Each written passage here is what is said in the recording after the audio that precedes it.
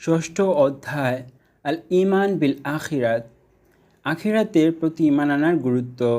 আখিরাত শব্দের অর্থ সর্বশেষ, সকলের পর, পরকাল ও মৃত্যু পরবর্তী জীবন। ইসলামী পরিভাষায় আখিরাত বলতে মৃত্যুর পর থেকে অনন্তকালের অফুরন্ত সময়কে বোঝায়।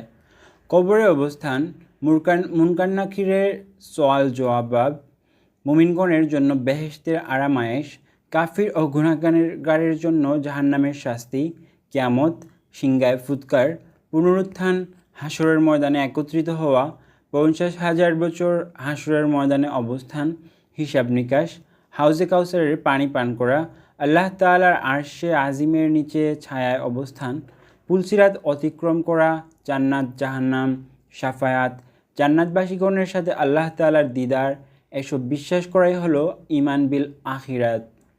পবিত্র কুরআন ও হাদিসে আখিরাতের জীবনকে দুটি পর্যায়ে বিন্যস্ত করা হয়েছে।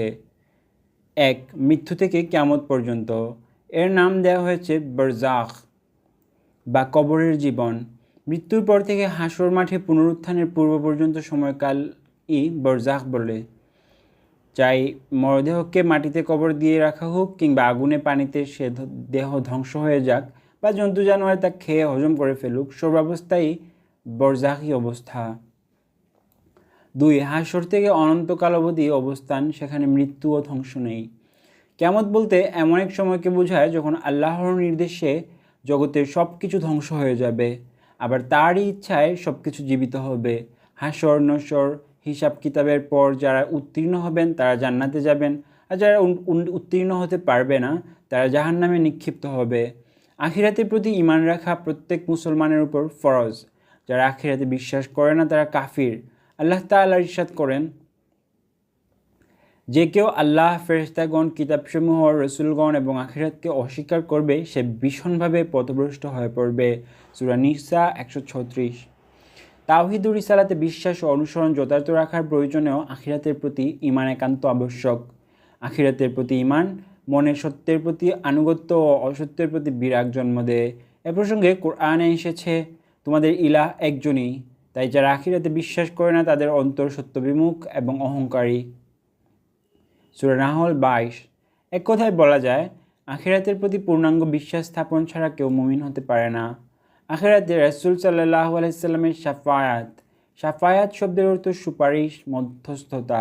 ইমাম রাগিব বলেন, কোনো বস্তুকে তার অনুরূপ বস্তুর সাথে মিলানো। শরীয়তের পরিভাষায় শাফায়াত হলো অপরের কল্যাণ অর্জন ও অকল্যাণ থেকে রক্ষার উদ্দেশ্যে মধ্যস্থতা করা। ইমাম জুরজানি বলেন, শাস্তিযোগ্য অপরাধীকে মুক্ত করার উদ্দেশ্যে শাস্তিদাতার কাছে আবেদন জানানোকে শাফায়াত বলে।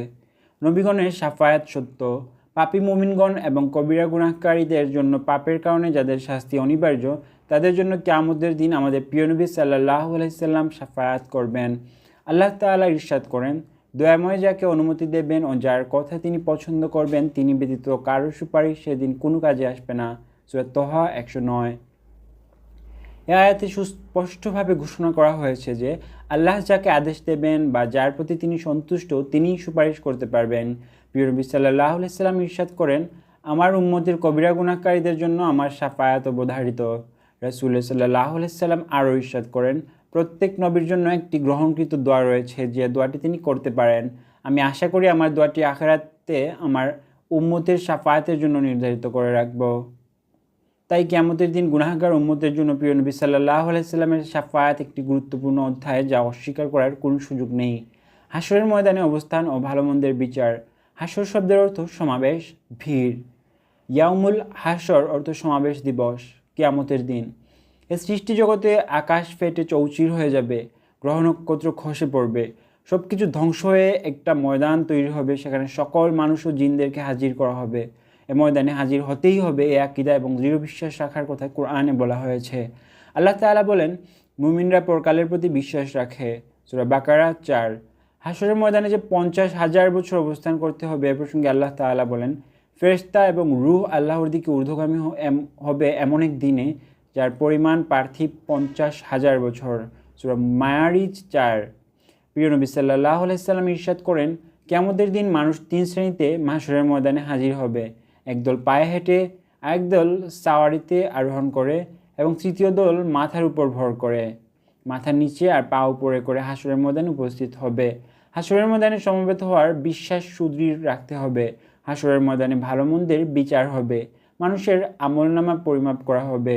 আল্লাহ তাআলা ইরশাদ করেন, আর কিয়ামত দিবসে আমি স্থাপন করব ন্যায় বিচারের মানদণ্ড, সুতরাং কারোর প্রতি কোনো অবিচার করা হবে না, এবং কর্ম যদি সরিষা পরিমাণ ওজনেরও হয় তবুও তা আমি উপস্থিত করব, হিসাব গ্রহণকারী রূপে আমি যথেষ্ট। সূরা আম্বিয়া 47। এমন মুহূর্ত আসবে সেদিন পিতা পুত্র, ভাই বন্ধু, মা বাবা, স্ত্রী পুত্র কেউই কারো পরিচয় দেবে না। নবীগণ সেজদায় পড়ে কাঁদতে থাকবেন। সেদিন যেন বিচারের শাস্তি পেতে না হয় সে বিষয়ে সতর্ক থেকে নিজেদের জীবন পরিচালনা করতে হবে। আল্লাহর ভয়, প্রিয় নবী সাল্লাল্লাহু আলাইহি সাল্লামের প্রতি মুহাব্বত রেখে সহি আকীদা অনেক আমলই বিচারের দিন নাজাতের উসিলা হবে। জান্নাতের পরিচয়। জান্নাত শব্দের অর্থ উদ্যান, বাগান। ইহকালের সংক্ষিপ্ত জীবনের পর মুমিনের জন্য যে অনন্ত সুখময় চিরস্থায়ী আরামদায়ক স্থান তৈরি করে রাখা হয়েছে তাকে জান্নাত বলে। জান্নাতে আছে আরামের সব রকম ব্যবস্থা, মন যা চাইবে সেখানে তাই পাওয়া যাবে। এ প্রসঙ্গে আল্লাহ তাআলা বলেন, যেখানে তোমাদের জন্য আছে যা তোমাদের মন চায় এবং সেখানে তোমাদের আছে যা তোমরা দাবি করো। সূরা হামিম আস-সাজদা 31। জান্নাতে অনেক সুখ শান্তি রয়েছে যা বর্ণনা করে শেষ করা যাবে না। যেমন হাদিসে কুদসিতে বর্ণিত হয়েছে, আল্লাহ তাআলা বলেন, আমার নেক বান্দাদের জন্য জান্নাতে এমন সব পুরস্কার প্রস্তুত করে রেখেছি যা কোনো চোখ দেখেনি, কোনো কান শুনেনি এবং কোনো মানব হৃদয় কল্পনাও করতে পারেনি। যারা তাদের প্রভুর সামনে হিসাব নিকাশে দাঁড়াতে ভয় করে কুপ্রবৃত্তির হাত থেকে নিজেদেরকে রক্ষা করে চলে, তাদের ঠিকানা জান্নাত। জান্নাতের মধ্যে জান্নাতুল ফিরদাউস সবচেয়ে মর্যাদাবান। আল্লাহ তাআলা নিজেই ইরশাদ করেন, নিশ্চয় যারা ঈমান এনেছে এবং নেক আমল করেছে তাদের জন্য রয়েছে জান্নাতুল ফিরদাউসের মেহমানদারি। সূরা কাহাফ 107। জান্নাত লাভের পথ। জান্নাত লাভের উপায় কী? জান্নাতের অবস্থা কেমন হবে? কারা জান্নাতে অবস্থান করবেন? এইসব প্রসঙ্গে আল্লাহ তাআলা কুরআন মাজিদে অনেক আয়াতে আলোচনা করেছেন। জান্নাত ও জাহান্নাম যে সত্য এবং বর্তমানে তার অস্তিত্ব রয়েছে এ বিষয়ে সন্দেহ করার অবকাশ নেই।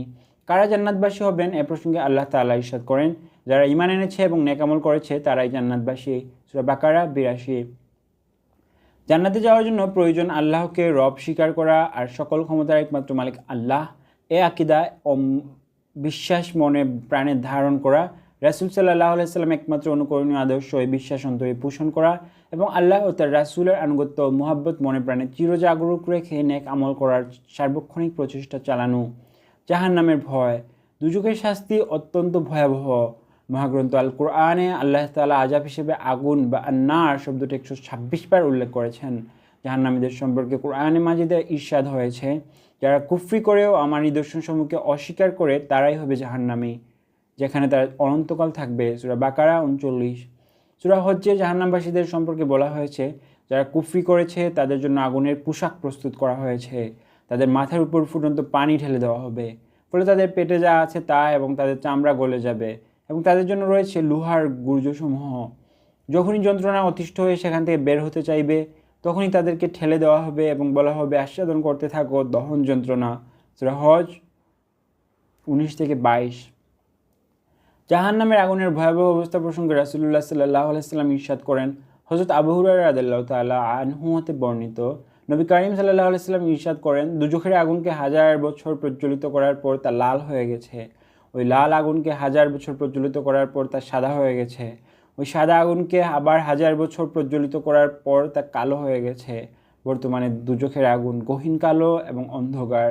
প্রিয় নবী সাল্লাল্লাহু আলাইহি সাল্লাম আরও ইরশাদ করেন, জাহান্নামবাসীদের পান করার জন্য যে পুঁজ দেওয়া হবে তার এক বালতি যদি দুনিয়াতে নিক্ষেপ করা হয় তাহলে গোটা দুনিয়াবাসী দুর্গন্ধে মারা যাবে।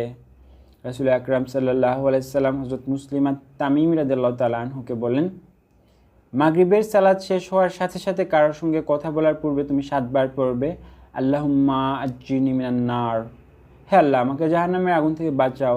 তুমি দোয়া পড়ে যদি সে রাতে মারাও যাও তোমার জন্য জাহান্নামের আগুন থেকে মুক্তি অবধারিত হয়ে যাবে। সকালবেলা ফজর সালাতের পর যদি অনুরূপভাবে দোয়া পড়ো সেদিন যদি মারা যাও জাহান্নামের আগুন থেকে মুক্তি পেয়ে যাবে।